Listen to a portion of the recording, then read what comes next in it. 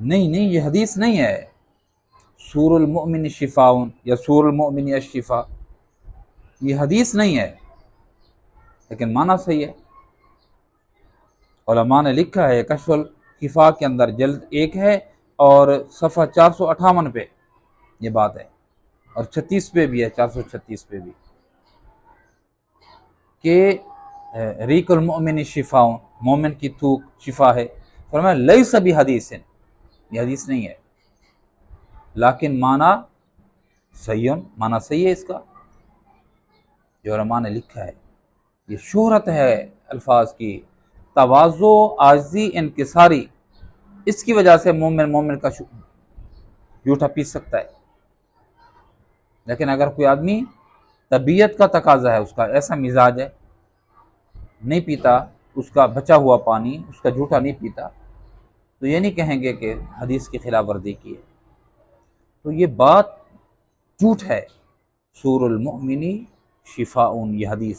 حدیث نہیں، لیس بحدیث، یہ حدیث نہیں، علماء نے اس کی تصریح کی ہے۔ اور بعینہ اسی ریق المؤمنی شفاء، کہ مومن کی تھوک شفا ہے، معنی صحیح ہے۔ مسلمان نے اگر کچھ کھایا، چمچ سے کھایا، انگلیوں سے کھایا، پھر اس نے چاٹ دیا، پھر اس کو کھایا، اگرچہ یہ خلاف ادب ہے، چاٹنا آخر میں چاہیے انگلیوں کو، یہ درمیان میں چاٹنا یہ کھانے کے آداب کی منافی بات ہے، نفیس لوگ اس سے کراہت کھاتے ہیں، لیکن اس کو حدیث سمجھنا درست نہیں ہے، کیونکہ علماء نے اس کے تحت لکھا ہے، کشف الخفاء کے اندر یہ بات لکھی ہوئی ہے کہ اگر کوئی آدمی اس کو حدیث کہے گا وہ سراسر نبی علیہ السلام پر جھوٹ بولنے والا ہے، نبی علیہ السلام پر بہتان باندھنے والا ہے، اللہ کے نبی نے یہ بات کہی نہیں ہے۔ تو اس لیے مومن کا جھوٹا استعمال کرنا جائز، مومن کی تھوک یہ جائز،